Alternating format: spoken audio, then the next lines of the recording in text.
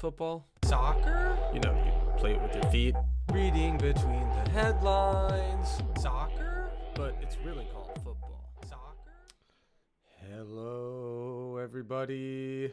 We are back streaming at Reading Between the Headlines. Might look a little different right now, maybe, but that's because we're in the middle of a transitional phase, and there will be all sorts of exciting things because that's life, and that's what happens in life. Things change, new things come about, and the only thing you can be sure about not changing is change. I don't know if you've heard that before, but that's where we're at. So we're here. We're ready to watch this live stream, watching this England-Serbia match, this opening match for England, which is very exciting for English fans and certainly Serbian fans and me fan. I'm not exactly in England. You know what? I don't know. They say when you watch these games, the heart wants what it wants. You know, that's just football, right? That's soccer. The heart wants what it wants, and so that's where we're at. And we'll just sometimes you have to see. I assume I'm going to be rooting for England. It's a funny thing to say that way. I'm assuming that I'm going to be rooting for England, but you know, the game starts and then you see the underdog and maybe they're playing really well and you think, hey, maybe I want to root for Serbia, but probably not. When you're a Premier League fan, you tend to feel a little partial to the English teams, the national team, after wherever you're from. I'm from the U.S., and so definitely U.S. soccer all the way, but definitely England is one of my favorite to root for in these competitions where the USA is non-present, which happens often, not just because they aren't in Europe or whatever, but just because, or they play in different international competitions, but obviously because the United States isn't always exactly on the same playing level as the English. But, we're getting there, and I think people who are fans of U.S. soccer are definitely optimistic for the future. So we'll see how that goes. I want to start a poll here because I think this is actually interesting, and I think some people might agree with me or agree with considering that the English national team is super stacked up front. I mean, not just the attackers you're seeing on the pitch, but think about this in the striker position. You have Kane, you have Ivan Toney, you have Ollie Watkins. Like, to have Ollie Watkins as, well, he could be second or third choice, either one, and Ivan Toney. Really, two exceptional strikers that could be the future for England. Well, Ivan Toney's basically almost the same age as Kane, I guess, so who knows about that? I believe he's 28. Kane is, 30? Yeah, but so yeah, I think England up top looks incredibly strong. Does England have the strongest attacking line at the Euros, at Euro 2024? That's it.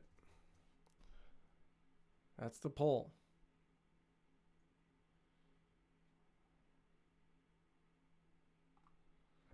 Just think the depth and the quality of the players is insane, really, there.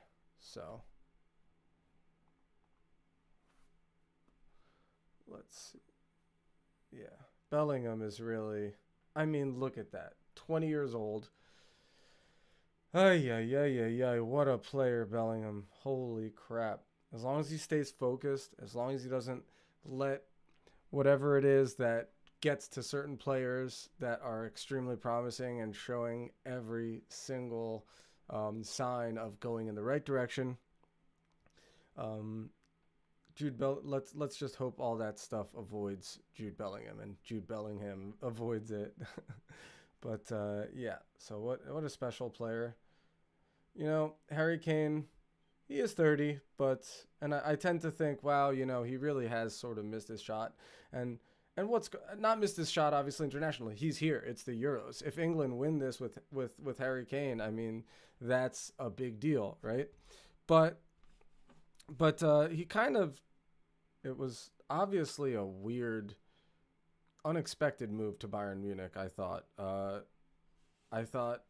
certainly. Um, Sorry, just fixing something over here. Um, you'd think he would leave Tottenham you'd think he would leave Tottenham to get trophies, domestic trophies, and then it's like you go to Bayern Munich, you expected to get the domestic trophy, and then you don't. Like, how many ways can you fail in that situation? At the end of the day, I mean, so for me, on a club level, on a domestic level, if you will, uh, hasn't gone Kane's way, and hopefully it's not too late. Hopefully it's not too late. Um, I don't think even if Bayern Munich does win the domestic trophy, it's not really gonna. I don't think it'll really count for much for fans of the game. You feel like he has to go back to the Premier League, but it's also like, well, why did he end up going to Bayern? I hope, is it because he feels partial to Tottenham? He doesn't want his legacy to be spoiled there. I mean, it didn't seem that way. It seemed like he was willing to go somewhere big. There was talk at times about Kane going to City, going to United, uh, but ended up with Bayern. So you kind of think that maybe it did have something to do with it, the fact that he didn't want to play for another top team in England, which again, I didn't feel that was the case before, but it is what it is. So there we are. So Kane's, but at the end of the day, if Kane does it on the international stage, I think it'll be huge for his career. So, and he is a force. So, looking at all the rest of the talent around him and looking at the depth even at the striker position, it's just insane. And if there's a lot of crap talking about the defensive line, right? About, there you go, Walker. Let's get in there real deep, about Walker. Well, not Walker specifically, but Stones and Gahey, really. Is Gahey going to step up? Is Stones going to show the form of his career? Because he's really been hot and cold. I mean, of course, Pep has made him so much better. And I think a lot of English center backs just get a lot of crap. If they're not just stellar from the outset, and if they look like Maguire has looked at United at times, then they get buried by the English media and by people. So a lot of people don't have a lot of patience for English center backs. But so fair play. But if Stones, I was saying this, there's a lot of unease about the back line. Everybody's like, okay, English forward line's looking great, but the back line, I don't know. Well, look at it this way. Really, they have a lot of experience. Besides, even Stones, you have to say he's pretty experienced. Walker, he's that backstop. He's like, if all the crap hits the fan, Walker will be on it, and he's shown time and time again that he can perform that role. Rice is going to be great defensively, so sitting in front of the back line, you feel strong about that. Maybe not so much about Alexander-Arnold, but that's the thing about how people have been speaking about him. It's like, well, maybe it's a bit of a risk to throw him there in the midfield where he's not used to it, and that's just not his position. But people like to crap on him defensively anyway, so it's like, okay, so he's a little bit forward on the right. I mean, whatever. Granted, I'm sure there's many reasons why blah blah blah he shouldn't be there, but you're against Serbia, which is a fairly strong team, to be fair, and they can cause problems. but throw him in there, see what happens. And again with the back line, I just think look at that back line. Walker again, Stones, Gahey, fine, but Trippier on the left. And yeah, he doesn't normally play on the left, but We've seen him play on the left, and he's really just a quality, experienced player, who has a lot to offer on set pieces. Although, why would you even need that when you have Alexander-Arnold in the game? So I'm not too negative about the English backline, and watch it just all go to crap this game, but yeah, I think if Gahey and Stones can play at their top level, which sometimes happens for players of these qualities, they can step up in this competition and just really fit in, and really the team can play together. I mean, you know, far be it from me to urge English national team fans to be optimistic, but yeah, I think you could have a great tournament with Stones and Gahey at the heart of your defense. You could. I mean, Mark Gahey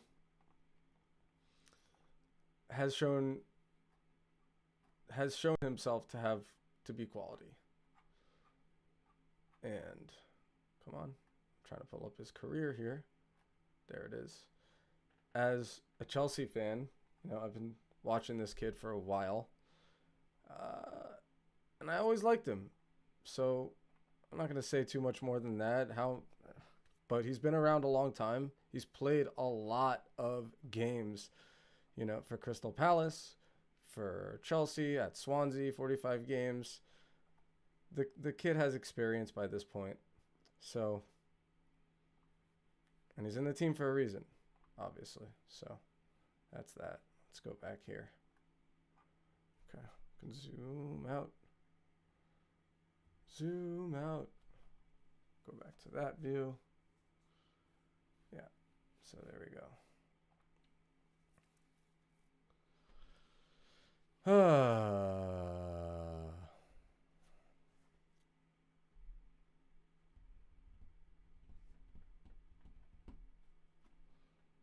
Game hasn't started. I'm not going to pretend that I know a lot of these guys at Serbia, but definitely have some quality there. And, you know, Mitrovic at any time can make something happen. Obviously, Vlahovic playing at Juventus. Milinkovic, Savic at, well, where did he play before again? Was it Juventus? Played, no, Lazio. Okay. Some top level players at Serbia. End of the day. Kostic plays for Juve, although has he made any appearances? Okay, 26 starts, 4 assists. Not a great season according to the numbers, but more quality to stand in England's way. More experience at the top level-ish, if you consider Serie A top level, which, to be fair, and I'm only laughing because far be it from a Premier League fan to get all high and mighty about champions, especially Chelsea fan, the level of the English league versus the Italian league. I can't say most recently, because of Man City, we've done well. Yeah, I guess England has been better recently, so that's that. I'm all over the place here. So much to talk about, and most of it has nothing to do with Serbia because I don't know anything about them. But I do know that they can put in a performance. Let's see if I think Matic. There's a lot of, you see Nemanja. Matic. Did he retire?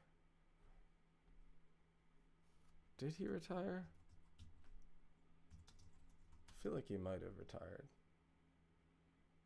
Oh no, so he plays in, he's just not chosen. He plays at Lyon, on the older side. Let's see. Yeah, oh, Stopped playing for Serbia in 2019? Wow. That was his last. I did not think that or know that. Okay. Dang, this England bench looks deep. Looks pretty deep. Okay.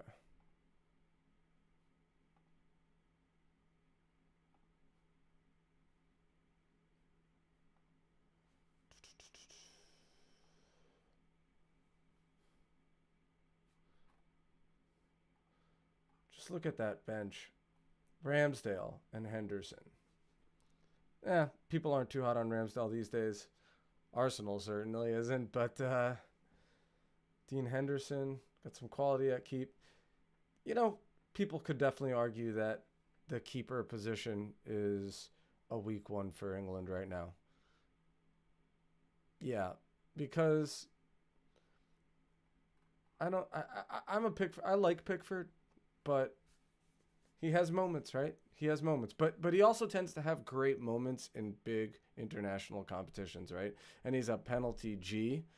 Not that we're gonna. Well, we might see something, but at certain points in these tournaments, having a penalty expert like Jordan Pickford can be really, really advantageous. Ezri Konsa, Joe Gomez, Lewis Dunk, Shaw is on the bench. Newcomer Wharton, Adam Wharton, Jona Khalacha, one of my favorite guys on the bench. I like to see Eze there. You know, I would love to see Eze at top team. No offense to Crystal Palace supporters. I like Crystal Palace. You know, what I love about Crystal Palace is they seem to churn out these types of players. This profile of a player that's just great skills, you know, crazy skills, athleticism, and obviously usually youth, because they usually end up getting bought if by bigger teams. But yeah, and I really like Eze, and I've liked him since the moment he came on the pitch. Interesting that Cole Palmer is in the side but not getting the start. I think he could start, but you're getting Foden in there, basically.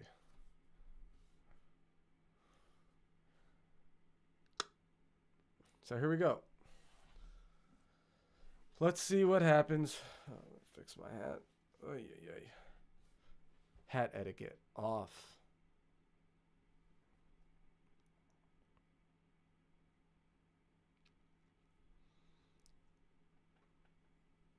Okay. Declan Rice. You wonder who's going to control that midfield? What sort of game is Alexander Arnold going to look to play here? Where is he going to... What spaces is he going to occupy?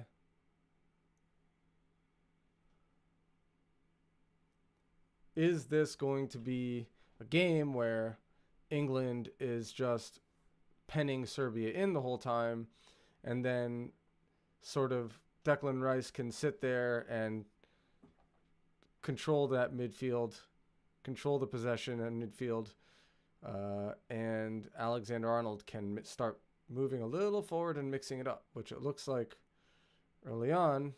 Look how far up he is. Like, he's making runs in behind right now.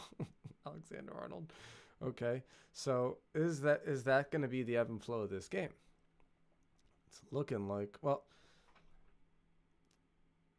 early you're seeing it immediately fall into this England pinning them in and Serbia looking to counterattack just immediately, right? Maybe Serbia is resigned to this dangerous approach to a game against a team that can pick you apart and melt you. What was that graphic on? Oh, let's put that game timer on there. Boom. We're in business. Here we go. Saka. Oh, gonna get that foul early. The other thing about this approach to playing against England, right? You're Serbia, and you just obviously you don't want to concede early, right? So a lot of teams in their first game, they don't want to concede early. They're gonna tend to have that defensive mindset. Don't concede, don't concede, don't concede. So that's what I'm thinking. And so they might have fallen into that position because of that mindset. But as the game goes on, you all know, everybody knows that there's only so long you can play like this without just exhausting your players. So we'll see if England, if they can get that crucial early goal and force Serbia into. They're not going to be forced into a different kind of game off of one goal. Maybe they'll be a little bit more attack minded than they are now. Obviously, they're settling in real deep. But maybe if you get 2 goals, you pull them out of their shape a little bit. Or they might switch things up, but maybe not really. So the idea here is if you don't get that crucial goal in your England, you got to keep that pressure, and hopefully eventually Serbia runs out of steam and breaks. Somebody doesn't mark that runner with as much alacrity or eagerness as they might do earlier on, and that tends to happen when you're just getting played around all game. People get tired. I see it all the time when I'm reffing. The game starts off, it's really competitive, and it's sort of back and forth, really dynamic. The ball doesn't stop. Everybody's on edge. But one team is sort of dominating the possession, and the other team tires out by the second half. You just see it. You see it when you're right there on the pitch. You see it. Oh, here we go. Oh. I mean, to be fair, everybody's talking about this attacking line, the forwards at the English national team. One way they could step up and really prove everybody right is by doing something here. Something early where nobody's tired, and you just show your class by playing that ball in and playing on the level that you've been preparing to play, right? No other factors, just sheer domination when it comes to class and quality. That would be impressive. Can they do that? Find out.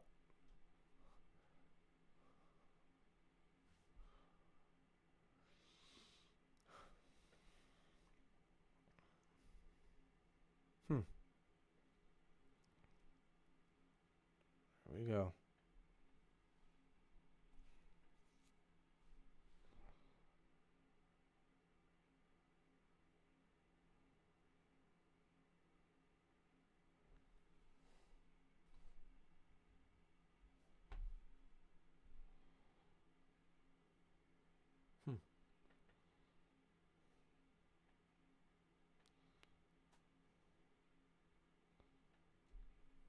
Yeah, we all know what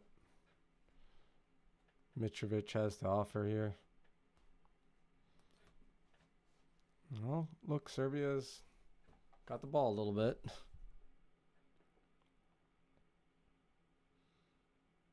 They're not looking to play the ball out.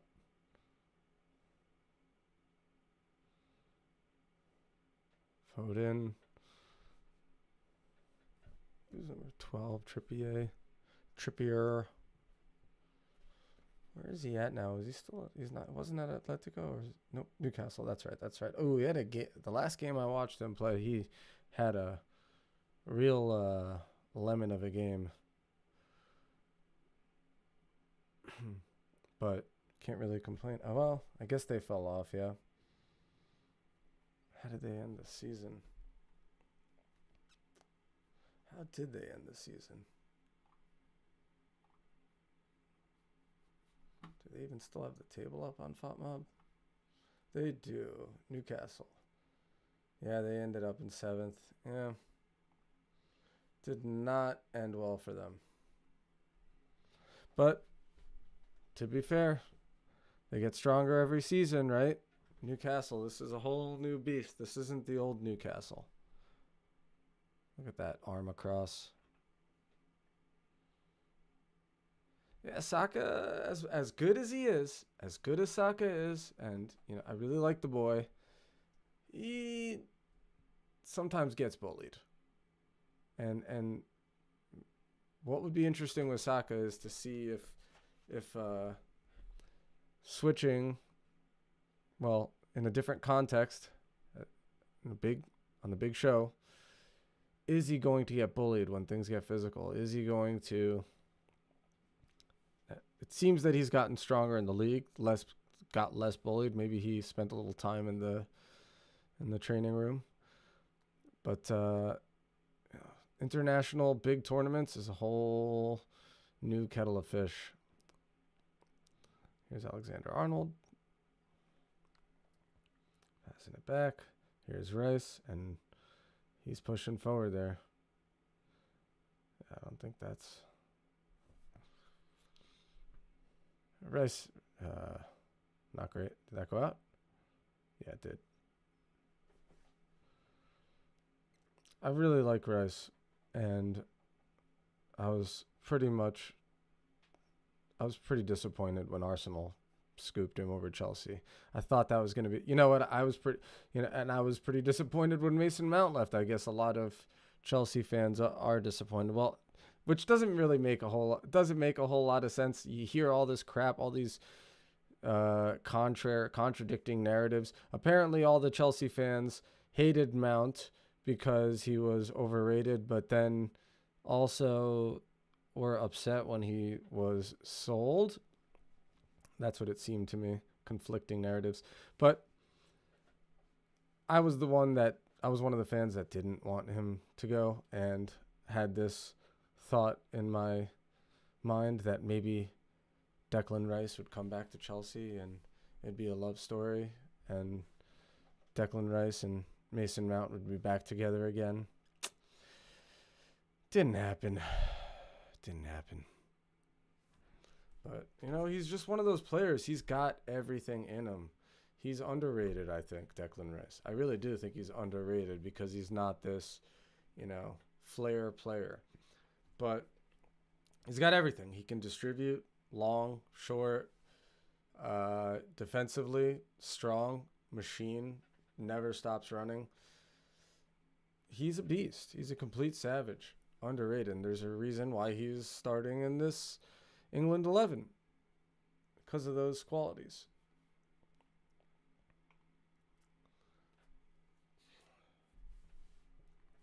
So far early, it's looking very early. It looked a little cagey, and England were gonna dominate, and now less pressure,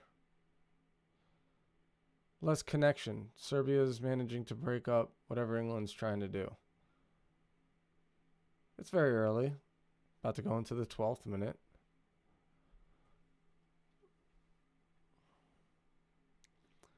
Okay, now Arnold is trying to sit back a little bit more and sitting next to Declan.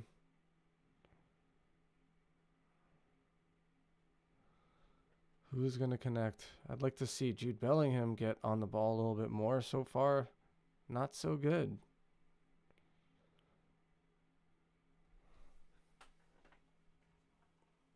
Yep.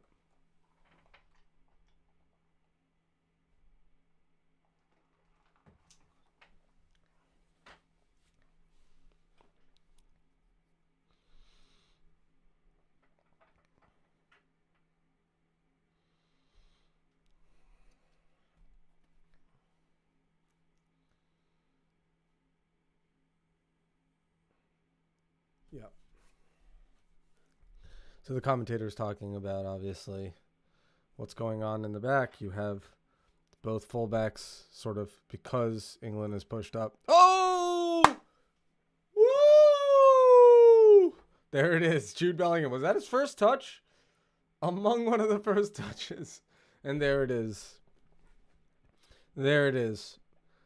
It's the forward line, the attacking players. Keep that pressure up and punish the team with less quality, and not let them break up their play, and not let them negate the quality of England. Yep. And this is best case scenario, obviously. Early goal. Boom. Yep. Late run by Bellingham. 20 years old. 20 freaking years old, Jude Bellingham. I mean, the guy is a player. It's only fitting that he's at Real Madrid, honestly. Jeez. What a perfect fit, and what a great player.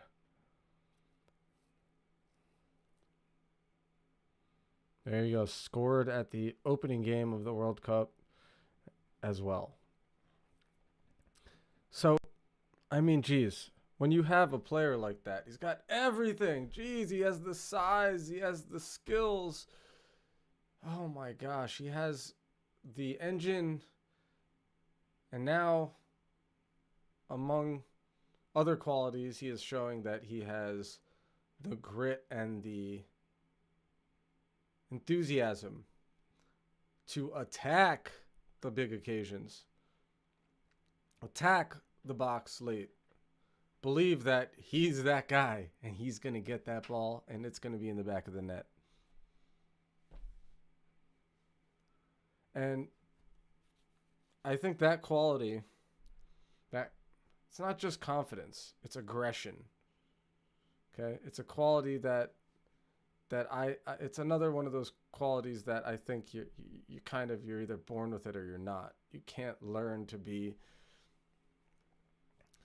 aggression minded and competitive on that extra level. And I think there were some great players throughout history that had everything but that component of aggression and the need to win. The absolute need to win. And I think Jude Bellingham is one of those guys. And then you can look at my classic example is Eden Hazard. Sorry, I'm a huge Hazard fan, okay? Nobody loves Hazard more than me. But he just did not. He was missing that one thing. And I think that's what was the difference in his career versus somebody else of the same level. Which doesn't really come along. I mean, who is as good, just skill for skill as Hazard? Quality for quality, natural ability. I mean, I don't know, Messi. Just Messi. Obviously, I'm not putting Hazard on Messi's level. I think the crucial component that Hazard was missing was the will to win, the will to be aggressive, and just by all means necessary win. And so when I see that in a player like Jude Bellingham, and then he has all the other prerequisites like the quality and everything, I just think the sky's the limit for the boy. And England that's the kid. That's that guy. That's that guy. And I don't think it's Sancho, unfortunately. Is he even in the squad, Jadon Sancho? I don't believe he's in the squad. And far be it, I certainly wouldn't hazard a guess at why he's not in the squad. Is he not in the squad? Yeah. It's not in the squad.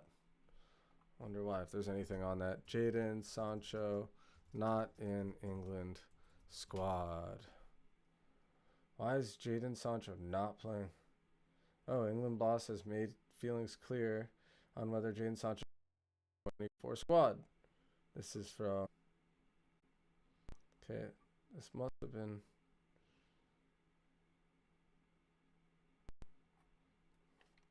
Okay, so when they say that he was absolutely clear, they were not. He was not. They mean he wasn't clear. Okay. Okay. So he just... For me, I mean, I think the big problem with Sancho is... Well, maybe he doesn't have other things too, but his attitude for me. Come on. Sancho, he seems to be a problem. Like a dressing room problem. Sorry, buddy. I know you're listening to this stream, watching this stream, Jaden Sancho, while you watch the England opener. But yeah, I mean his attitude is probably is the issue for me, and that seeps into everything because he has the quality, and you know when the kid is on, the kid is on, the kid is awesome. But Bellingham has the things that he doesn't. Might be a little bigger, a little stronger too, a little more. I don't know if he's. I definitely don't think he's quicker. I don't think Bellingham is the quickest. But but yeah, but Bellingham has that other stuff. He has that aggression, the positive mindset. He seems like his mentality is unfazed. He's gonna be confident always. You're not gonna get the kid down. What is going on? So for stream settings, let's see.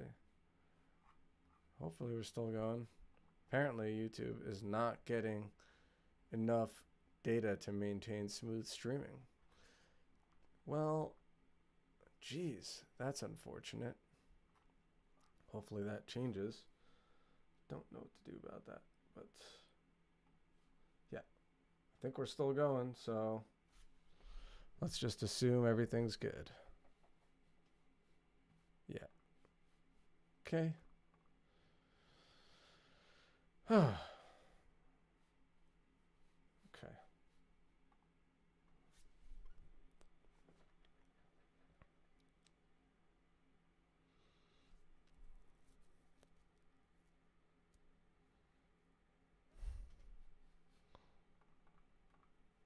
As such, viewers will experience buffering. Opa. Nothing there. Let's try refreshing this maybe.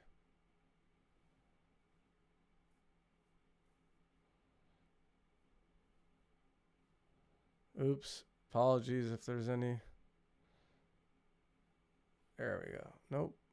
Still not great. Sure.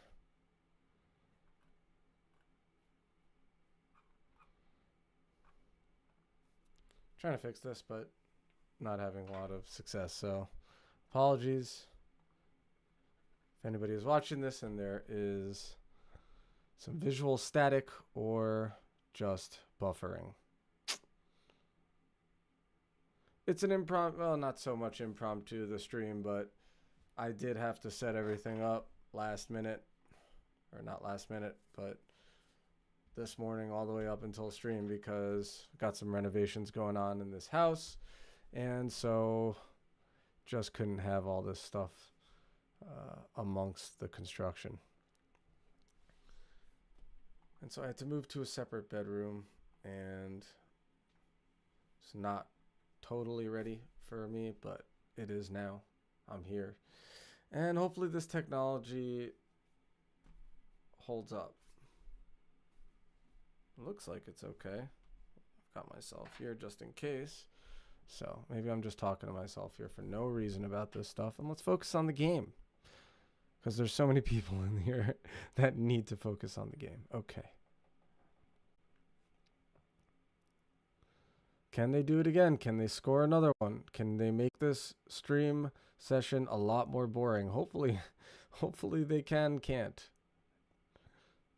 I say can and can't because, yeah, I think we're rooting for England here, and I'd like this stream to be a little interesting. Right now, Serbia is not offering England much at all. Yeah, they're kind of getting very outplayed, as haphazard as it seems. You know, there's a lot of game left. Here we go. As long as there's game left, hopefully they'll still be trying. It's not out of their hands yet for Serbia. 1-0 ain't nothing.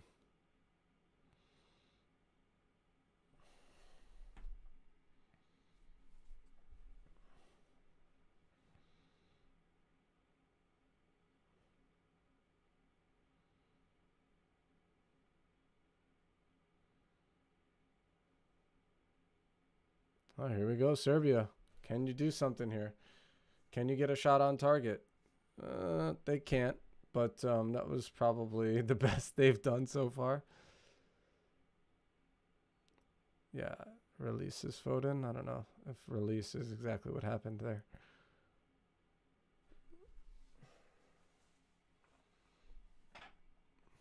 Bellingham doing the dirty work now. And Walker coming in to save the situation. Woo! Bellingham. Showing a little bit of that aggression, a little bit of that will to win, right? Am I right? Woo! Oh!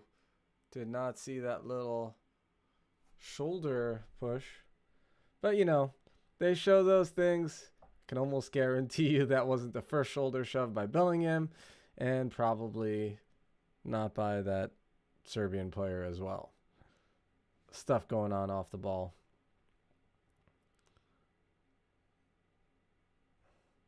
I always tell ARs, please keep an eye on off the ball conversation and an ear out for off the ball conversations, because especially in these tournaments where the stakes are big, things get chatty. And that's where it starts sometimes. You've just got little conversations going on between players at various positions. Look at England, man, showing that they're there to fight. Here we go. Can he do it? Kyle Walker. Ooh, nobody there. You kidding me?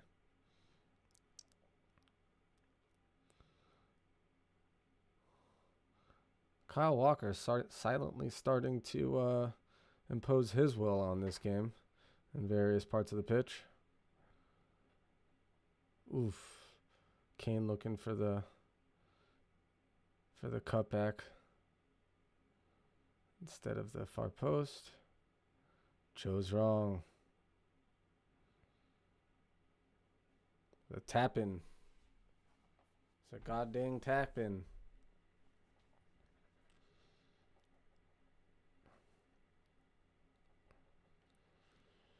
Yeah, well, maybe Serbia can build on that. Those couple moments there they had where they got to like the edge of the penalty box and got blocked, but that was better.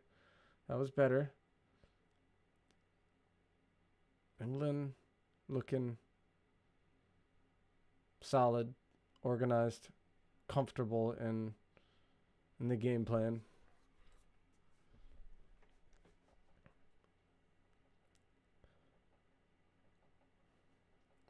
You know, again, going back to all the talk about Alexander-Arnold coming in and playing a midfield role, and maybe if this was against like a higher ranked team, he wouldn't be there. But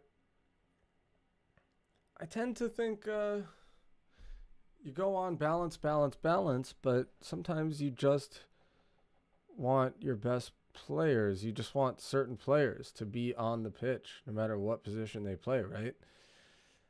I don't know if that's the case with Arnold, but it could be for Gareth Southgate. I mean, he definitely has certain qualities that are probably unmatched in that England squad. His free kick abilities, his crossing ability more broadly. So tend to find a way to put your best players in. I think that's probably, I mean, again, it's a balance thing, but the nuance comes in when you start deciding which part of that balance are you going to edge towards, and that maybe depends on the game, who you're playing against. But yeah, I tend to think whatever it is, a really good manager is going to set the team up to get the most out of the best players that they have. As a rule of thumb, set the team up to get the most out of the best players you have. The ones you want to play, find a way to get them on the pitch in a way that makes sense and isn't going to fall apart. And so let's see if this pays off for Southgate. So far, so good. Although it does seem a little awkward in that midfield there. Look how with Arnold and Rice, it does seem a little awkward so far.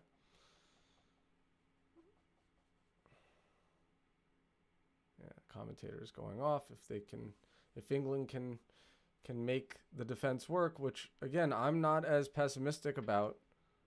If they can make this defense work. Woo, look at Saka. Oh, look at Saka. Woo. Wee! Is he gonna get that? Was that foul? Yeah, he got free kick, yeah. Serbia doesn't think it was. Now we'll take another look.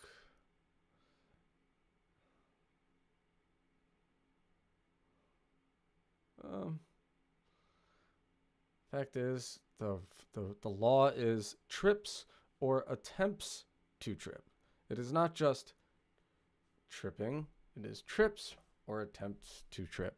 So the referee thinks that the Serbian defender, his action was, if he judged it as unfair and putting the attacker at a disadvantage unfairly.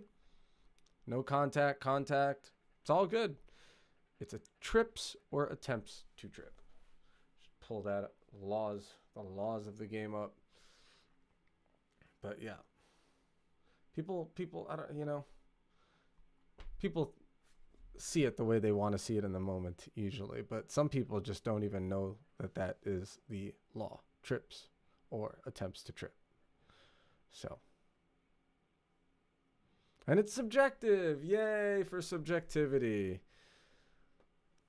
But let's see if this referee can be consistent in this moment.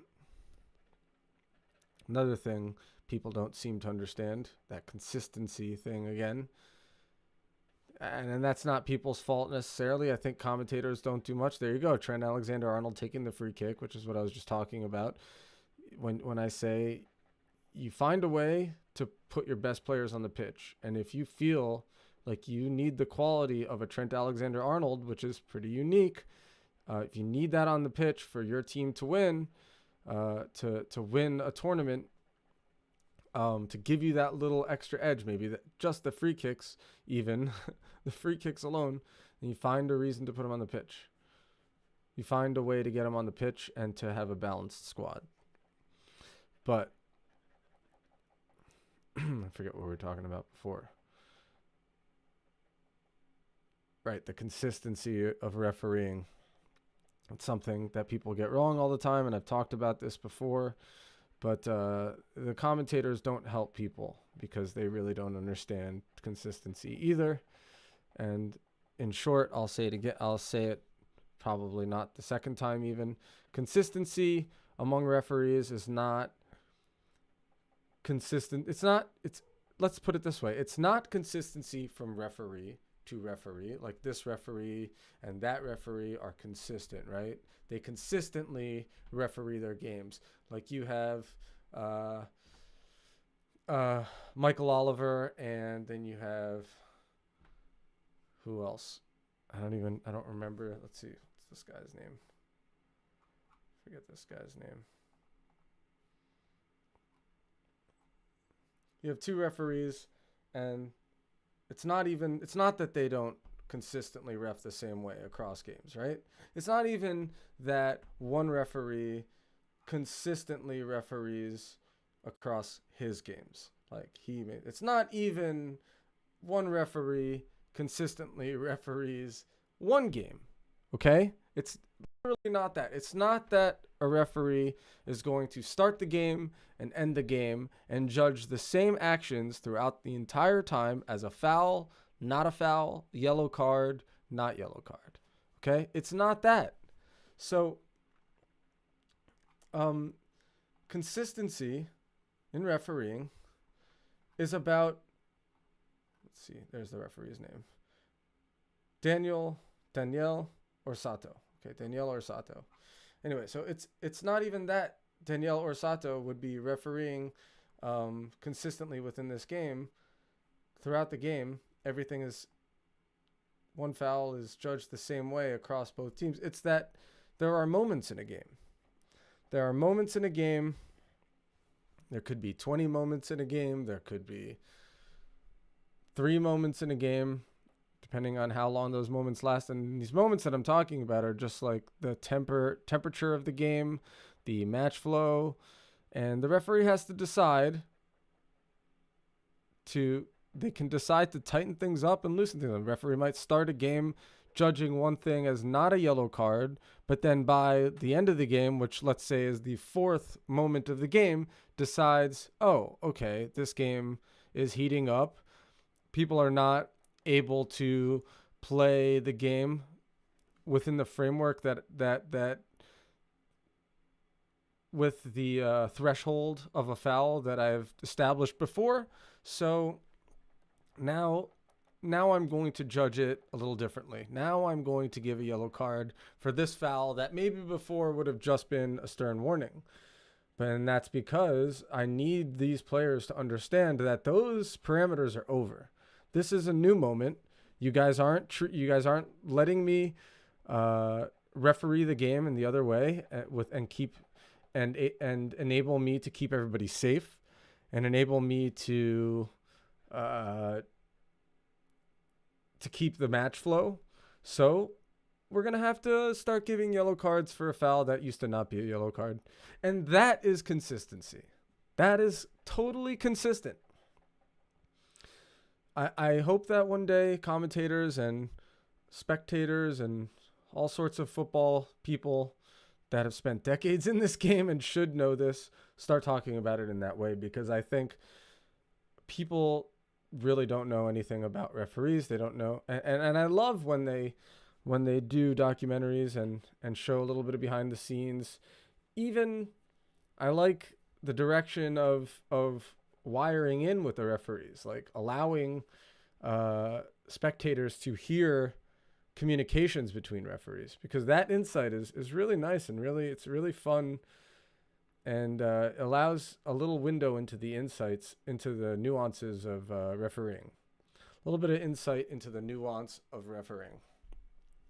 So that's always fun. So far,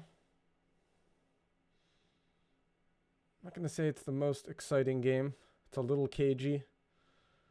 Not a lot of penetration from either side here. Pretty much boring. Yeah. England got their goal. Serbia had a bit of a reaction, but still nothing to really unlock England. I don't think they've gotten the ball past the edge of the penalty box. Couldn't get a shot off from there when they even got it there. Got blocked. I'd have to look at the stats. Let's see here. Maybe there definitely some stats here. Let's pull up some stats. So far, 70% possession for England. 30% obviously for Serbia. Total shots, 3 from England, 2 from Serbia. Not great. Shots on target, 1 from England. Obviously, that was the goal. Big chance that 1 from England, that was the big goal, and none from Serbia. Interesting. Number of passes. England doing pretty well, 92% accurate passes. More fouls, obviously, from Serbia, having to make up for their inability to match the quality of England. And again, really not much in this game. And Serbia, I guess they did get 1 shot off from, what is this? Outside the box. Inside the box is what I mean. Yeah. 1 shot that wasn't on target, was wide. And then a second one that was completely off target. Yeah. So not great from Serbia and not very optimistic from them either. It would be nice to see somebody change something here.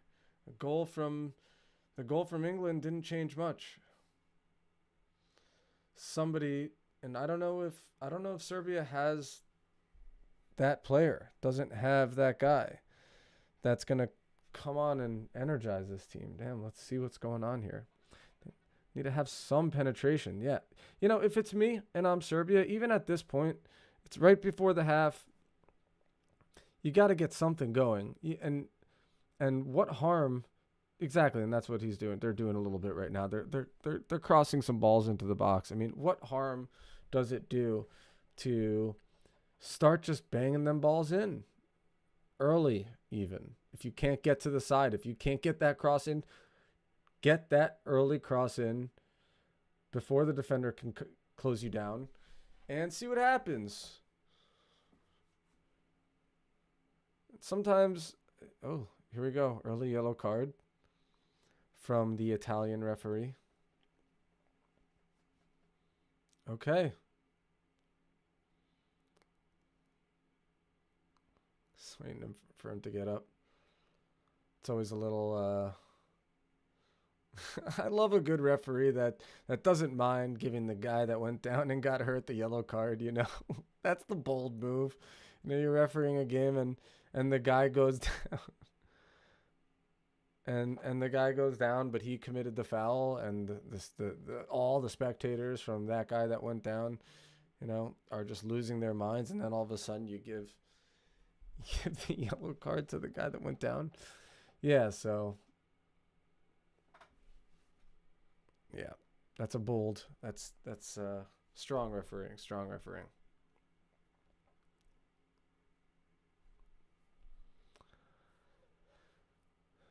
Okay.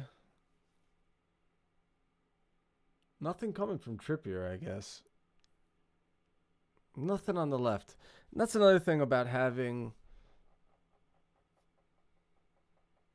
doing what Southgate is doing now. I believe every single defender is right-footed.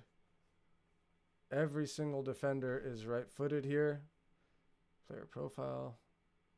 Yeah, right foot. So Trippier is right-footed on the left, at the left back position. Then you have Gahey on the left side of the center back position, also right-footed. And so and really, if you think about the game thus far, how many left-sided attacks have actually gone in, have actually been executed, started, anything? Zero. I don't think like anything has come from the left. And not only does that not test the opposition's ability to defend on their right-hand side, right, or the attacking team's left-hand side, right, not only does that not test that side of the defense, but it also makes you very predictable attacking. And, you know, Serbia can load up on the other side for the most part because they're not expecting Trippier to be overlapping and kicking in those left-footed crosses. And if he is, they're probably not that good. And that's probably why he's not. But water break, yeah. But yeah, so I tend to hate that. I kind of hate it when you have a right-footed left back who can't cross it in on the left. For that reason primarily, for that reason, that your team becomes automatically a little bit more predictable. Not a fan of that. Lucky for England, they did get an early goal. Serbia's eventually going to have to start opening up. Are they going to do it now? Probably not. Yep. Commentators are saying Serbia is a little more energized at the moment. Seem to be fighting a little bit. But what is it getting them? Absolutely nothing. They haven't gotten any shots on target or come very close to any threatening sequence. Nothing much. England's shutting them down.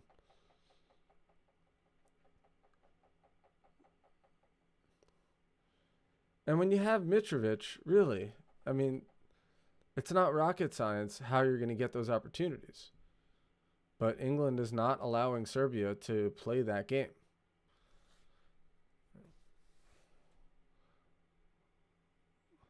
Okay, that's Rice and Stones combining to close down up. Okay, They gave up the throw, and maybe that's who's gonna get booked.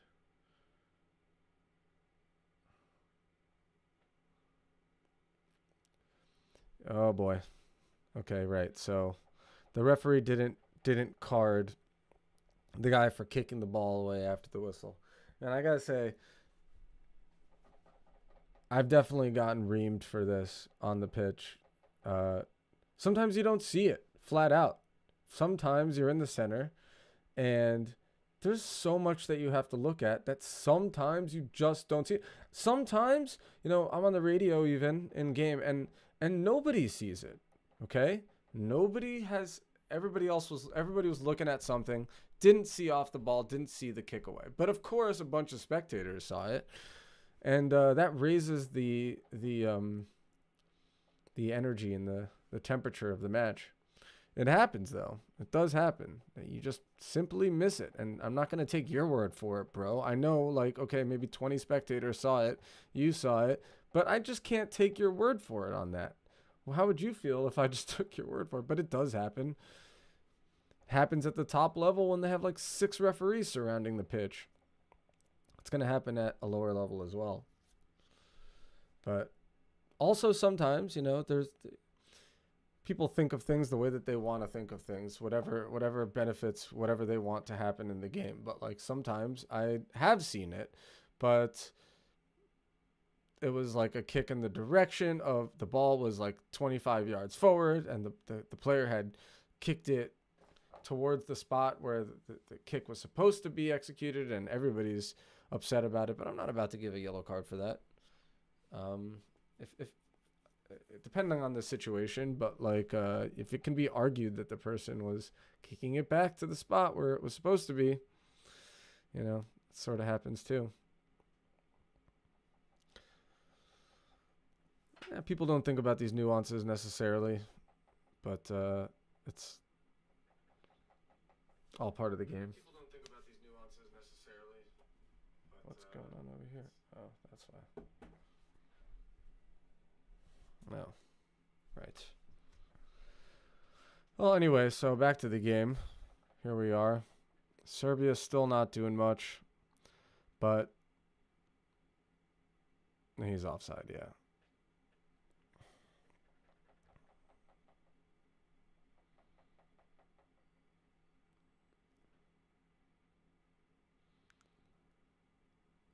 Yeah, they're going to have to do a little something, a little more here, Serbia.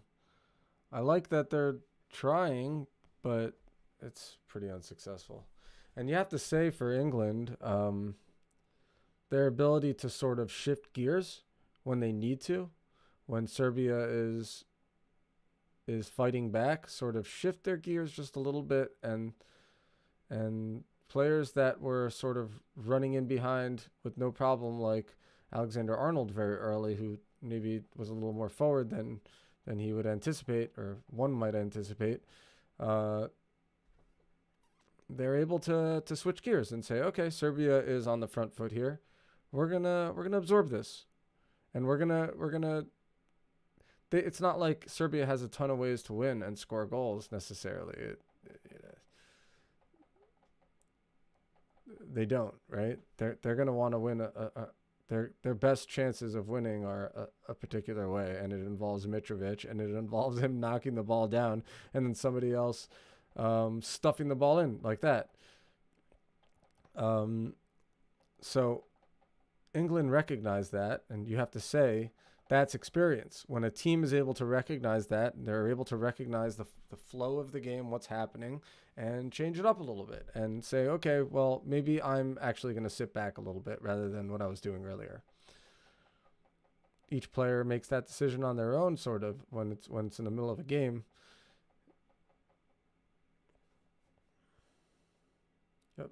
Terrible corner. Your team is down.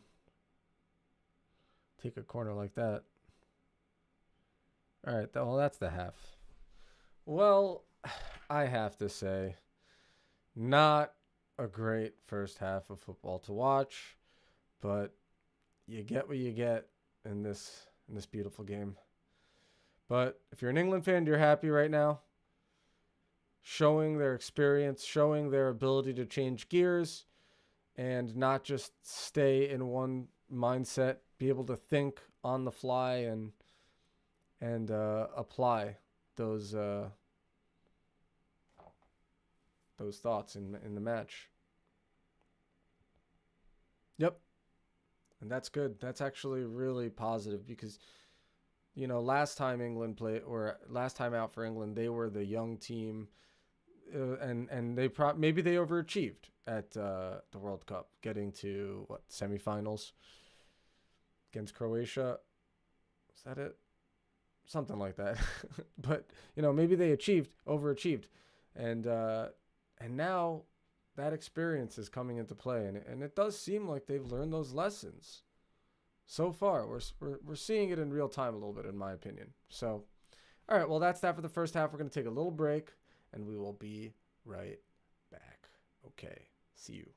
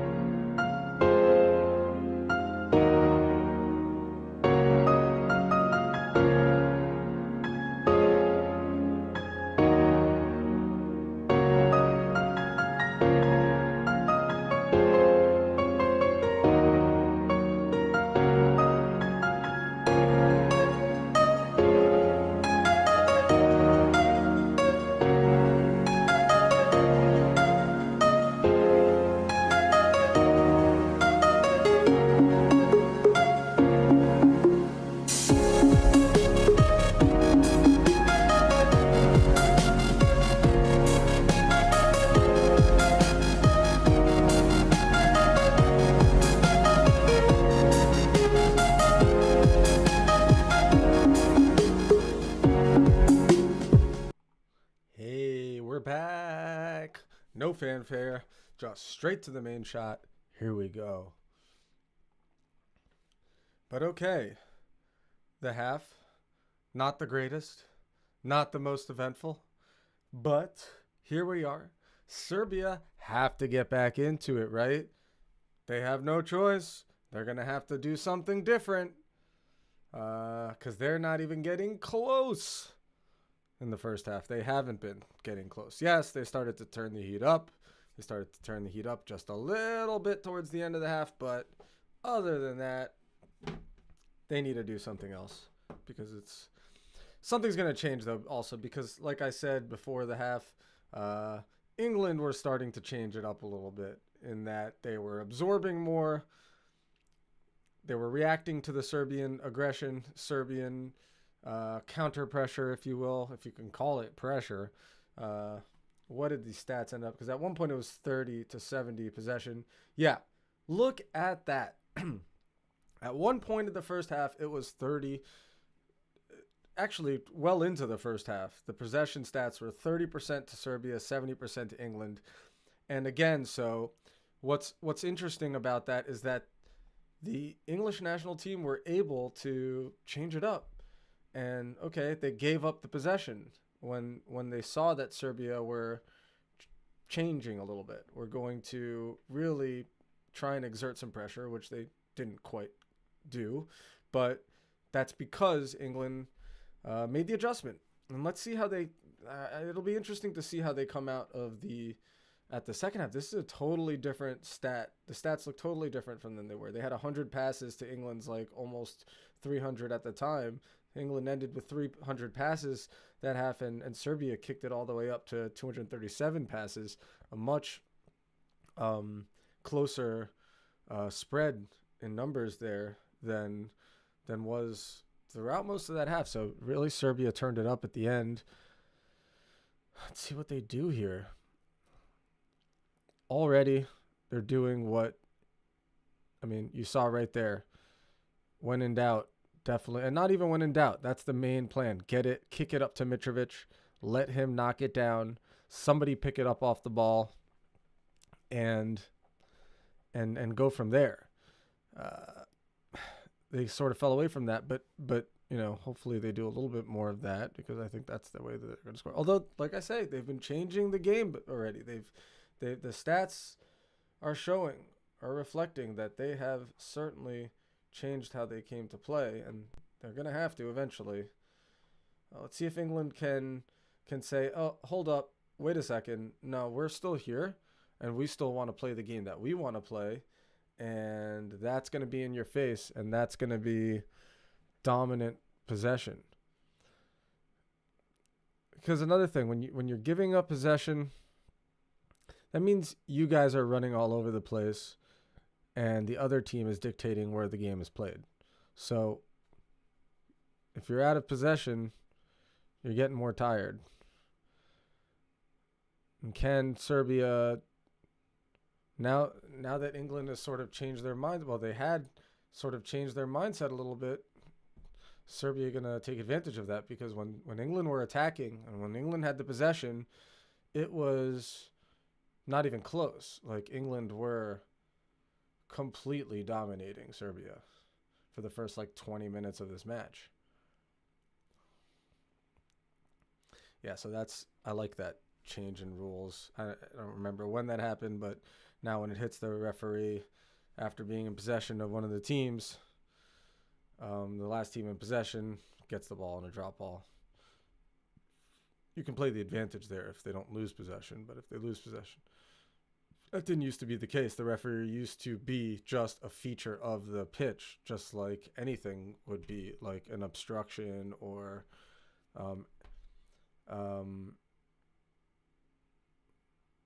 yeah. The referee was just part of the pitch, basically.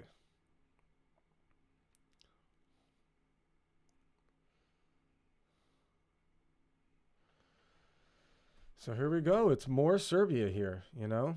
This wasn't the case. England, can they? You know, I'd like to see them string a bunch of passes together.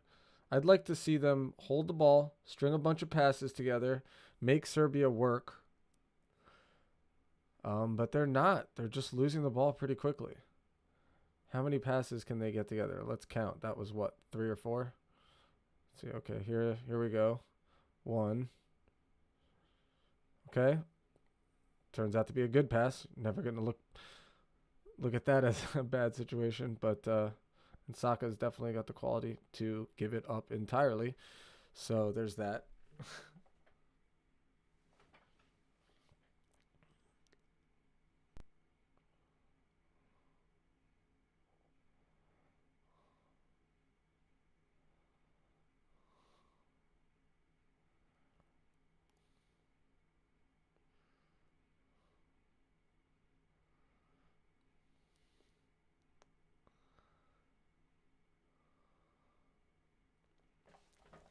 So they're talking about the commentators. How long before they bring on Dusan Tadic?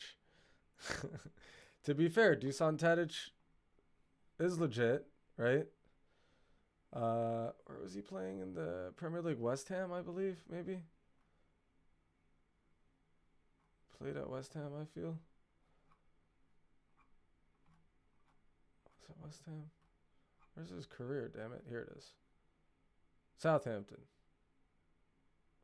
Yeah, Southampton. Look at that. He had a pretty, and you felt like he could score more goals at Southampton, but didn't. But he was a stalwart for the club there. But let's see here. Yeah, okay, so Tadic, yeah, I guess he could make a difference. But nobody talks about Luka Jovic anymore. That interests me. Why is that?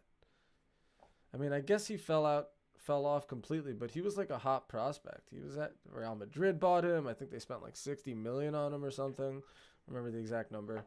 But it wasn't nothing. Now his market value is under 6 million euros according to FOTMob, wherever they source this information. But that's interesting. And he's at AC Milan, okay, and I don't think he's been doing really great there. Is he even starting? Probably not, which is crazy.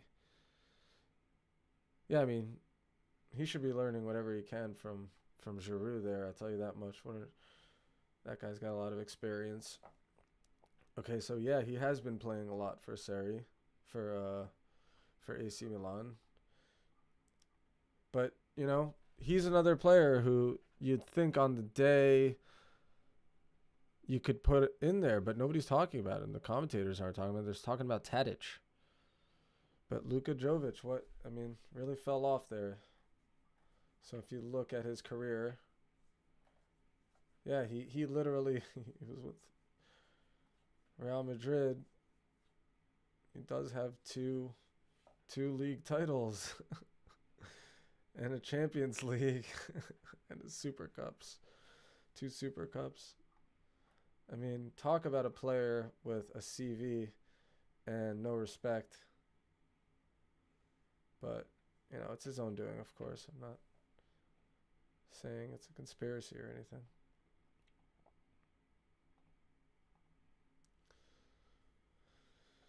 But, geez, unfortunate for him. But, I wonder if he has a role to play here for Serbia. At the end of the day, they need something. They need something different here. Is it Tadic? It's not like they're not getting into somewhat. Look at that. There you go. There it is. Woof. Woof. They are starting to look dangerous. Ish. Yeah. But yeah, you have somebody with some quality over there for Serbia in that final third. Right now is the time you need to capitalize. And Tadic maybe. I mean, what is Milinkovic Savic doing for you? What is Vlahovic doing for you lately? What is Mitrovic doing for you? But I can understand not wanting to take Mitrovic off now, not wanting to make a big change here. But they're not capitalizing on it, maybe because they don't have that player with that X factor quality, that little bit of, okay, I've played at the top level for a while. Like maybe a Jovic or maybe a Tadic.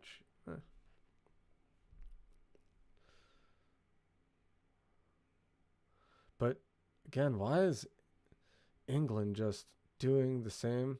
They're starting to look like Serbia did at the beginning of the match, except a little more tired. This is not. I gotta say, subpar in terms of satisfying expectations, even mid expectations of England fans for this game. So far, obviously, Bellingham was able to show his quality, was able to step it up. The team was looking sharp and strong and dominant. Maybe it was because Serbia was a little scared, but England was looking that way the first 20 minutes of this game. And right now, we're not there. We're not there at all anymore. So,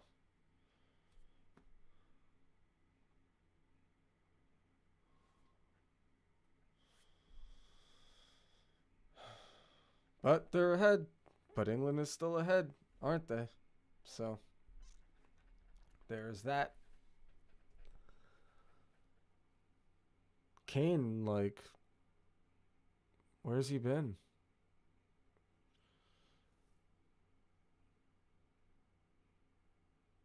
Okay, Mitrovic doing nothing. I mean, that's his job, though. Just hold the ball, really.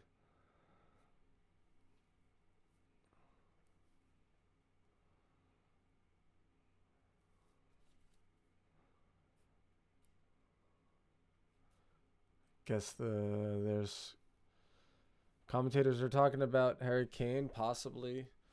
How good is his back? Guess he's nursing a back injury. And I mean, if any player is the type of player that is going to ignore injury to play on the first game of the group stage in the Euros, Harry Kane is probably one of those players. This dude will not miss the Euros. I mean, unless his foot gets chopped off or amputated for some reason, God forbid. But this guy's not missing the Euros. This is his career, and he's just that type of guy. But again, this is that career. Here's Alexander-Arnold. Yes, and that's another thing that Alexander-Arnold is here for. That just, he is that freaking good at striking the ball, crossing the ball, like anything to do with striking the ball, really. Was he onside here, Alexander-Arnold? Nah, you're never going to get that PK, no. But yeah, so like, Alexander-Arnold just striking the ball in all the ways. On a set piece, on a cross, and just striking the ball generally. Don't give him time. Don't give him time on the ball. But this is a little different, I guess you could say, for England. Here we go. Some passes going, some comfortable possession here. The commentator is, I'll pat myself in the back, commentator saying, yeah, this is exactly what they needed. They needed to have a little bit of possession. And it's not like they can't do that. Just do it, boys. Easy for me to say. Put me out there.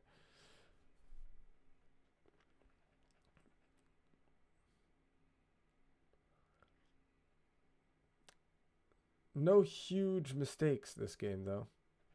That's interesting. People are focused. Players are vote. That didn't look good. Come on, boys. Okay, but now you're gonna have to do something with the ball. Little bit, boys.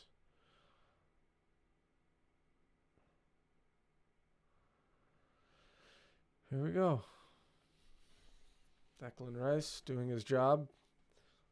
Alexander-Arnold doing his. That ball looked all right. But you do have to wonder, is Kane fully fit? Because let's watch him a little bit. Is he running less? Is he just that much off the front foot because he's got a pain or an ache somewhere?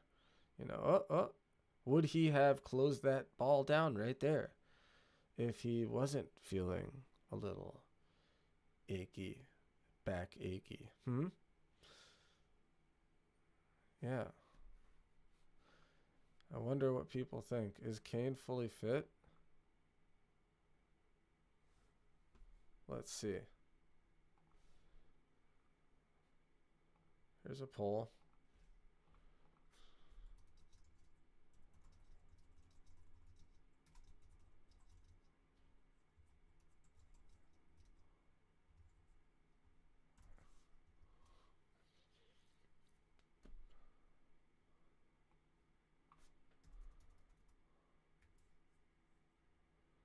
Put a poll here. I wonder, is Harry Kane fully fit? Yes or no?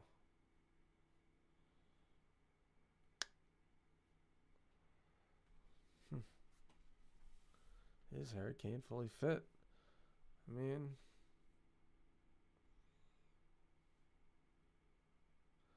maybe he's nursing an injury, eh? Right?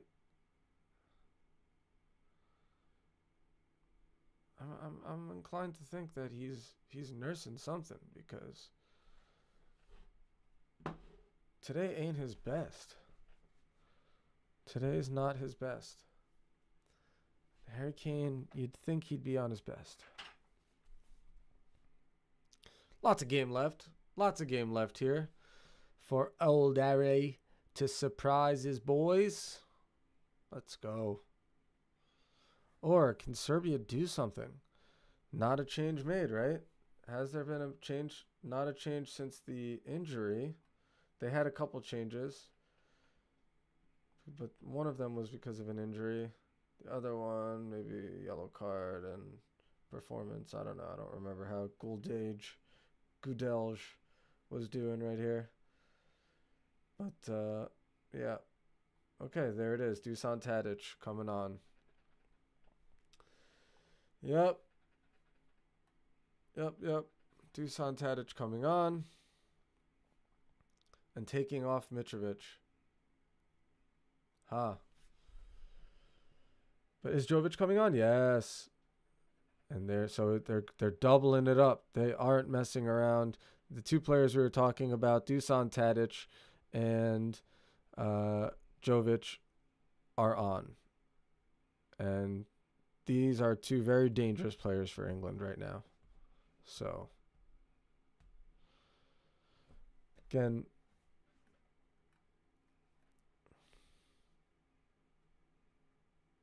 yeah, this is gonna be bad. This is a scary situation for England. If I'm England, I'm thinking I need another goal as soon as possible. And is Harry Kane gonna be that guy? King Kane, or is it gonna be no show? Queen Kane. Nah, I think he's got it in him, man. He might be injured, though. He might be injured.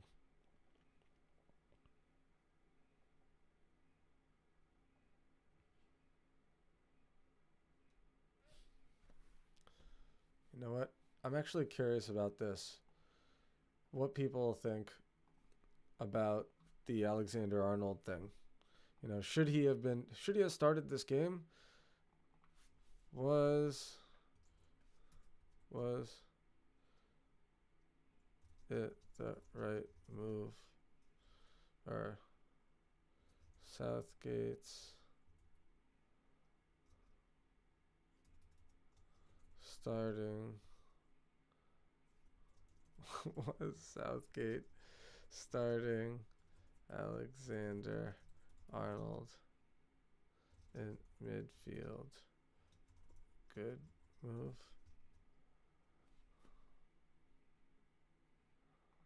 Yeah. Because I tend to think yes, but this game could go the wrong way. And then it'll be easy to go back and say, all right, you didn't do this. This was the wrong move. That was the wrong move.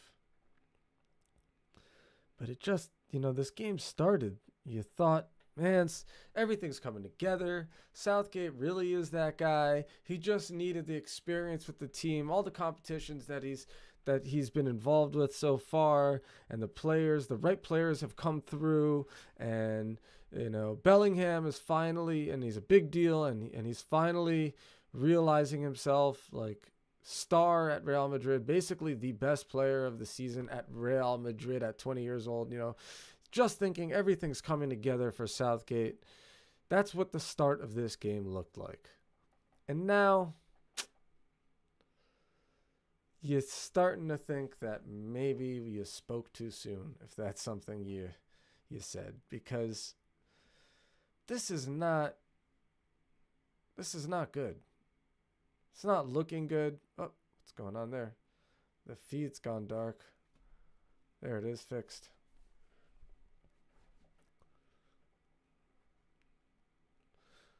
Commentators saying that England is hanging on a little grimly now.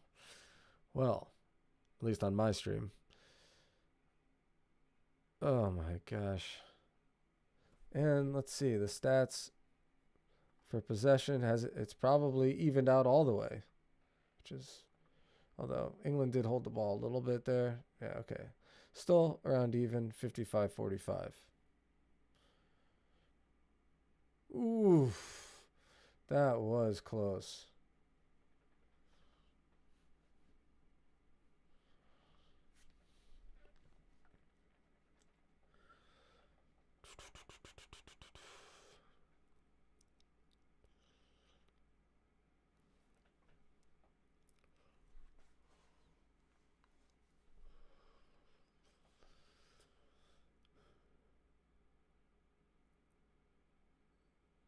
Okay. Oh my god.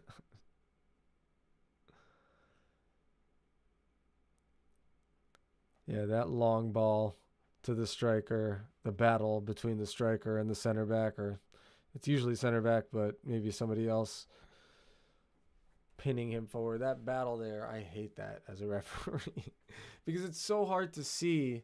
You have to rely sometimes on your AR there, but you can get the angle if you hang left, but it's so hard to see the battle that's going on between the center back and the striker, in between them, in that sandwich. Like, who's initiating the tugging? Who's grabbing the shirt first? Although in the end, it doesn't. First, well, it's a case-by-case situation, but the force with which each person is grabbing the shirt, the truth is that often you have to go with the defender, but you really want to get the right call. So, but it's just one of those tough situations to see really what's going on in that in-between zone. Can't see through bodies, and they know that. They know that well. So, and that's why they always take advantage of it. Depends on the player, of course, but often high stakes competitions, people are doing whatever it takes. So can England do something here, man? Like, it's been pretty pedestrian.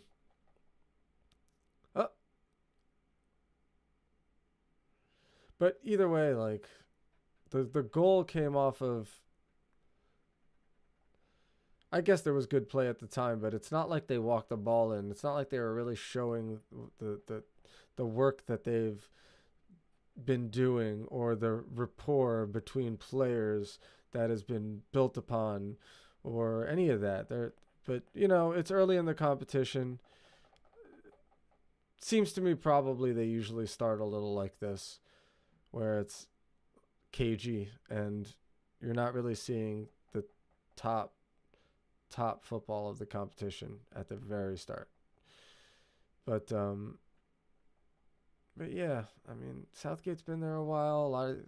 The team has switched up a lot, but there are some mainstays, and you'd hope that they're tying the team together and that the team will be able to play like a team and really show the sequences that we'd like to see. The real footballing sequences. But that's not happening here. So a win will be a win. I'm sure they'll be happy and they'll be like, okay, but now let's start to play some better football. Here comes Khalaha, my boy.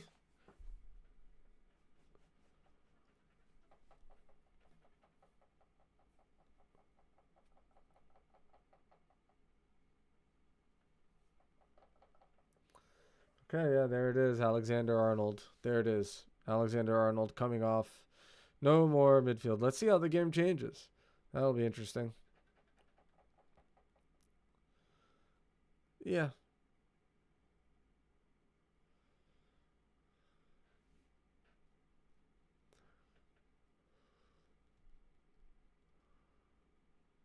Yeah. So the commentator is talking about you want Alexander Arnold on the pitch in the midfield because he will put those balls in the positions. He'll put it on a plate for players. He'll have that vision. He'll be able to strike the ball just the way it needs to be struck to be delivered to that player. He's that good. However, when you have a bit of a dogfight going on the pitch, yeah, you want Gallagher on there. You might want Gallagher on there because he's going to go at those players. And as a Chelsea fan, you know Gallagher is closing players down constantly. He is an absolute savage. The guy has crazy cardio, and he's just an aggressive little shit. If you know what I mean. I mean, he's great in that way. And also, he can score bangers. So I don't think he gets enough credit there as like a skilled player. Yeah, he is that guy that does the dirty work, but he has some crazy moments and had them. Maybe it's just me living in the big moments, but with Gallagher. But no, but he's been great for Chelsea towards the end of the season, which makes it weird. Why are they talking about selling him? I don't understand it. It's coming back. You know, it was there, and then it was like, okay, is it going away? But they're still talking about selling him, or they're talking about selling him again. It's really annoying to see as a Chelsea fan. So.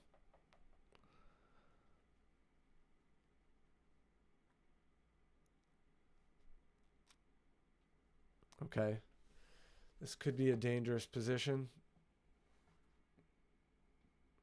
for England. But really here, they're still up. It's on Serbia to take it to England right now. I mean,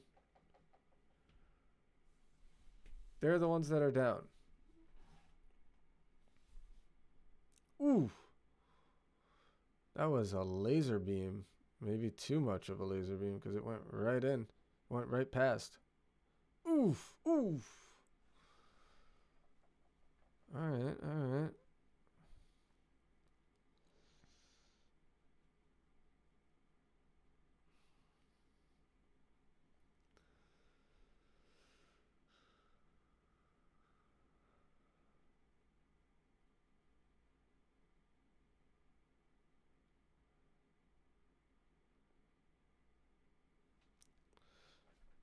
Haven't seen much of. I haven't seen much of. You just feel like you haven't seen much of anybody individually. Like, what has happened here? What has happened in this game? Like nothing. There have been moments, but yeah.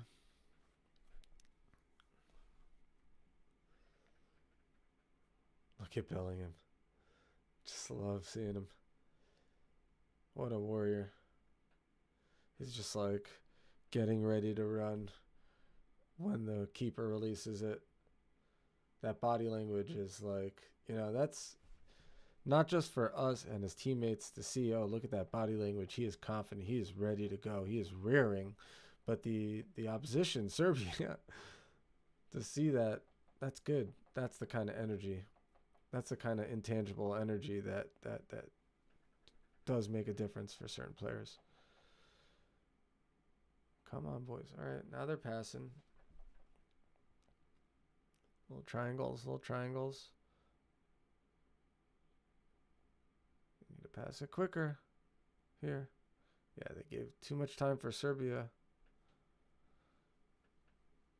Okay, no, they managed to get it out.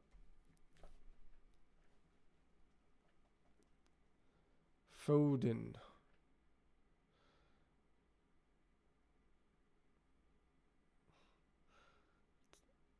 Ooh, nice. Was that really a foul? I'll take a look at that again.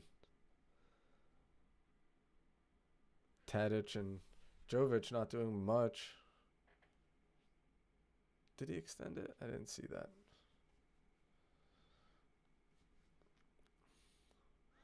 Last Hail Mary here by Serbia.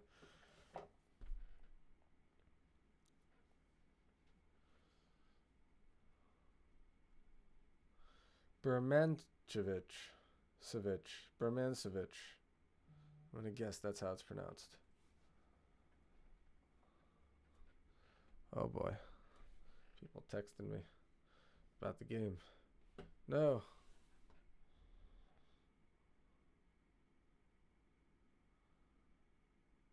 Just come on my live stream.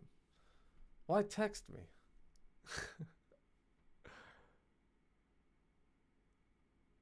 Oof.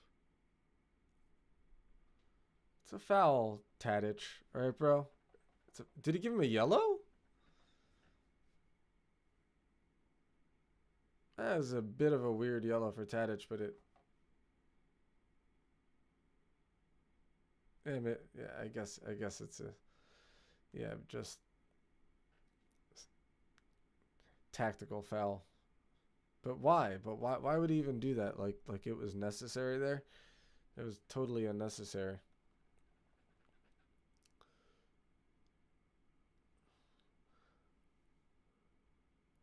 But for as much, it's just one of those things. Serbia definitely came on strong there for a while. But as strong as they came on, they weren't able to do anything. They really weren't able to do anything. Jared Bowen. Saka off. And we'll see something here. Bowen's the type of player that loves to run at defenders. Loves to run into space.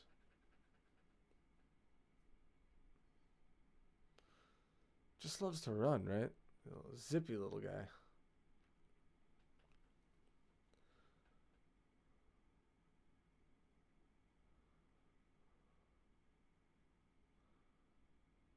Okay. Oh. Oh. Gallagher drawing that foul.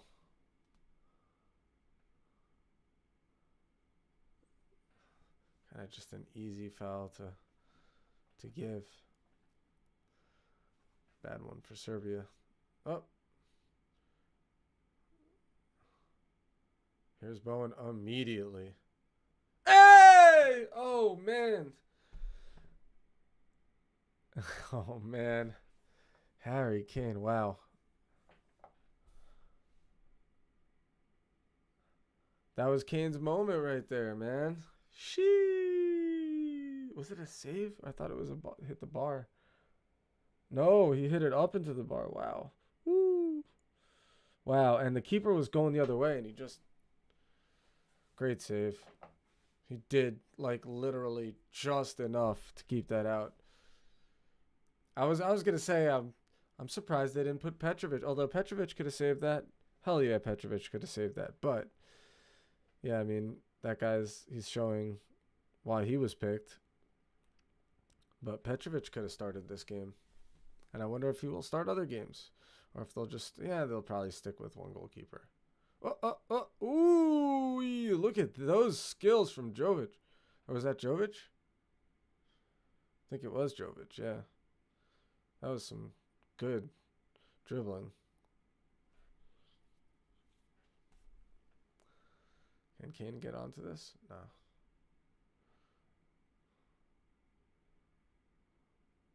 Yeah, this is looking... Maybe we'll get an exciting, period of time. And a period of time exciting enough to make us forget how the rest of the game was not exciting enough. Because... it really hasn't. This game has not delivered. I'm going to be honest. But can they do something else? Come on, Foden. Damn it. And there's Gallagher running back already. Oof. If England made a bad mistake there, woof. No, but they've still really kept Serbia to barely any chances. Despite the pressure Serbia exerted in the second half and the end of the first half. Are you serious? Trippier looks injured, and the way he sat down and put his hands over his face, that didn't look good for Trippier. I am starting to think that maybe Trippier is out of this competition. I don't know. In that one moment, it looked like Trippier is out of this competition. Oh my gosh. Poor guy. If I'm right about this, that was only like a moment of a video on him. But it looked like he's coming off and that he was pretty upset. Okay, maybe I read that wrong. Maybe I went to the complete extreme for no reason. Unless he does. No, I don't know.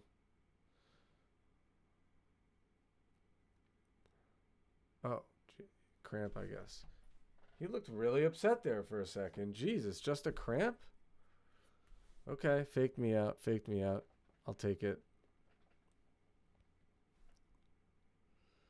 Wow, the schnoz on that dude.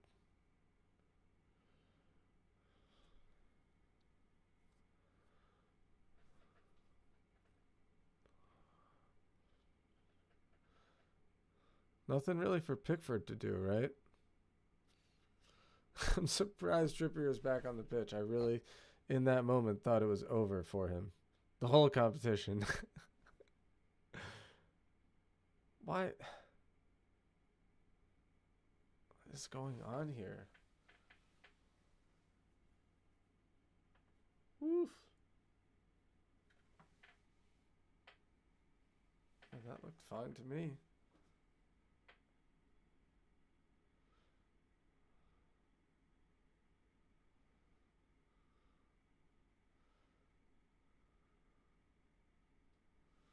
Seems this referee has decided he's going to call it a little tight.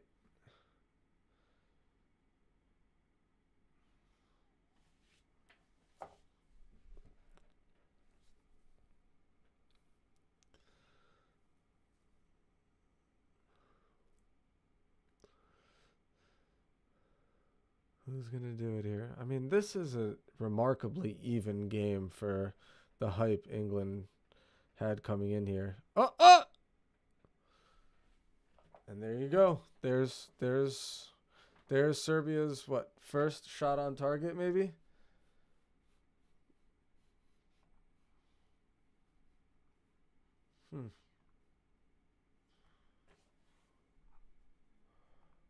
Was it?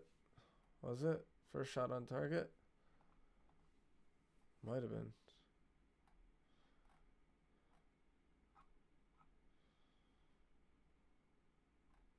Yeah. I think that was the first shot on target. Ooh!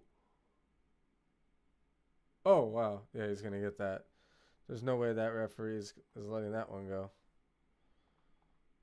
Not a chance.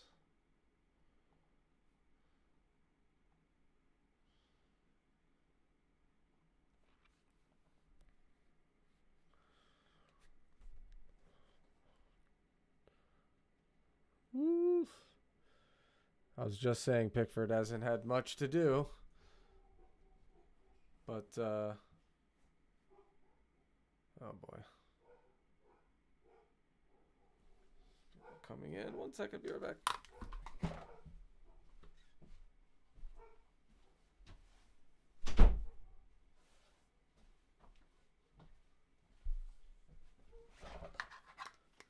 And we're back.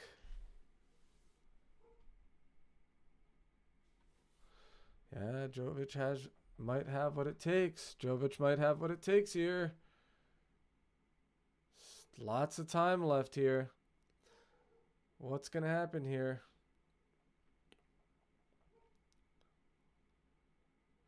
Serbian backline doesn't seem to be messing about.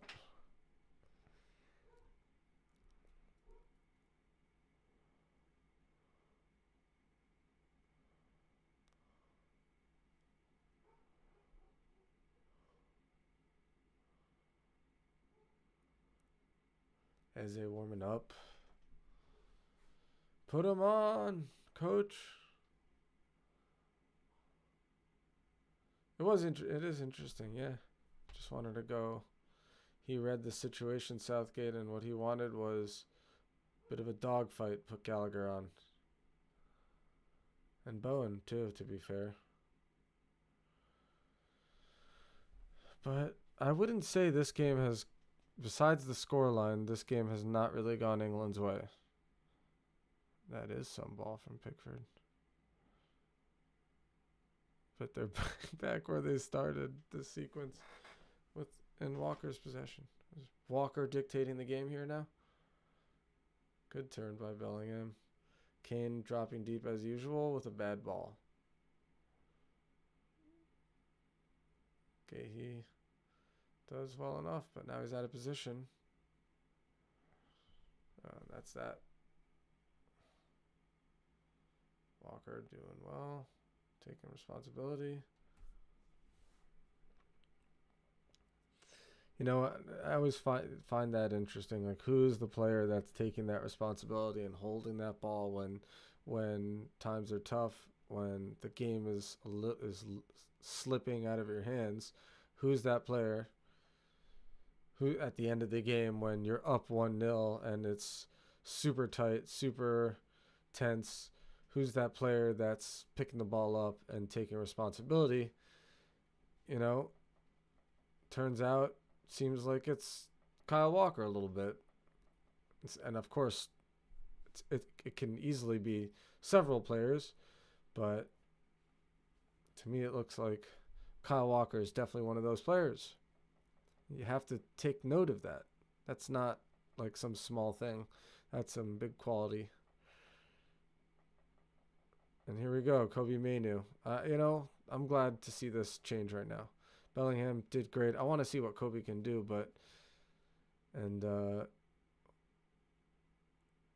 fresh legs is not a bad idea.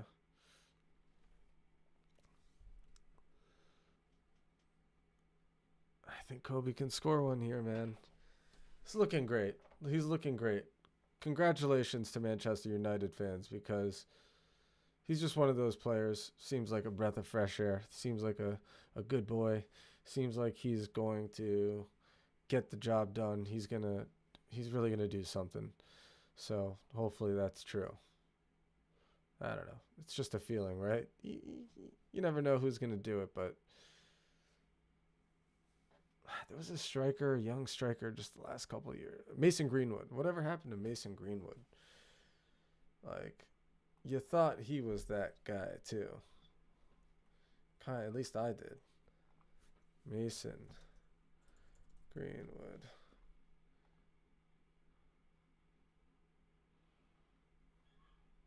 Getafe. I don't know who's been following him. Not terrible, really. 8 goals, 6 assists in 30 matches. Started for... and a red card. Okay. Yeah, he did get caught with Foden, didn't he? Like, drinking and stuff. I think it was him and Foden. Maybe he's got a little bit of bad boy in him, but hopefully he doesn't like pull a Ronaldinho and just like not that he's a Ronaldinho caliber, but surely Mason Greenwood is very, very good. But you know, Ronaldinho is that guy who is like, oh crap, this guy literally has God like footballing superpowers, right? He's like one of the Messis, one of the big Ronaldos.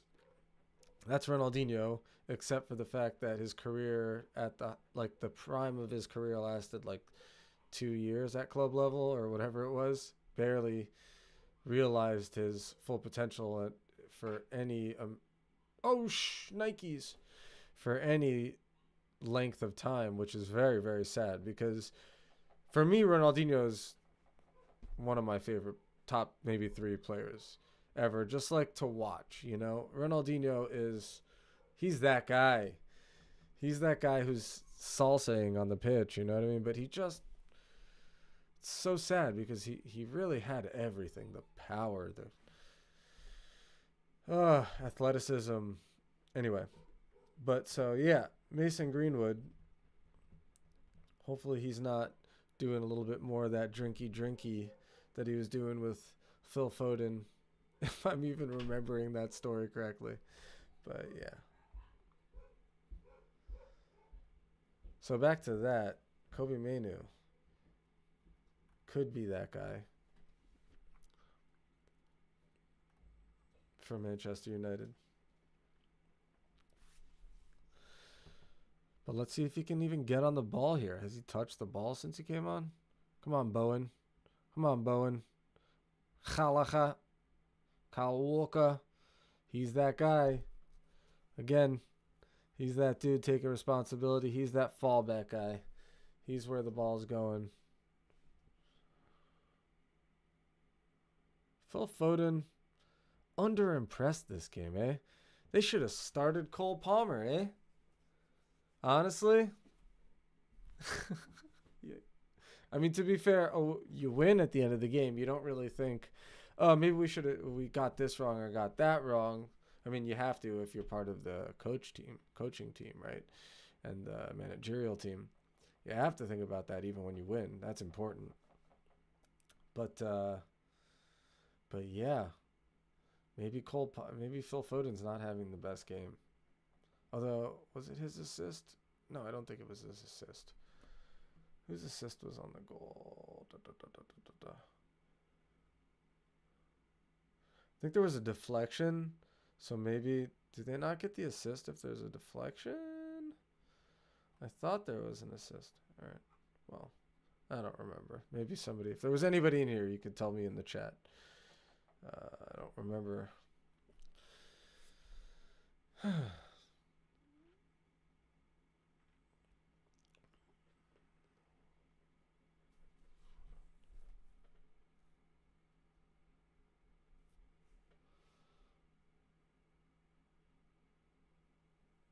Ooh. Choppy game, man. And this referee is not the type to play with in a choppy game. He's calling them all. I mean, it's obvious foul. Be nice to see if England could have a moment of quality here at the end. Do something, That'd be kind of cool.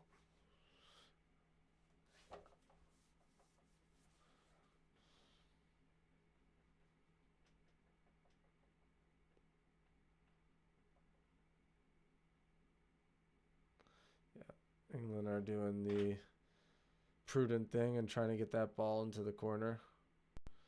And it ends badly for them. Big surprise. But now they need to shut down this Serbian last-ditch attack here. Close everybody down. Oh, get in. Okay. Yep. Good job, Trippier. You can't let anything get in now. Now you really have to close things down. You really don't want anything getting in. Close it down quick. Nope, it's going in. Oh, very good. Job, Bowen. Good job, Bowen. Don't give up. Can't let anything in there. Oh, look at all that space. Got the block in the end. But that is not good. That is a loss of focus right there. And I think that was Conor Gallagher, really. Oof. Good job, Bowen.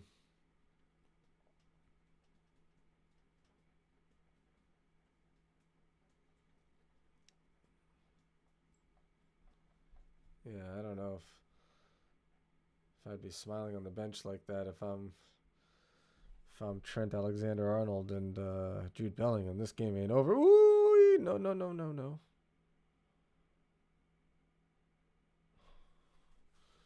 I'll be on the edge of my seat. Okay. That's just dumb for Serbia. Dumb foul. Dumb foul.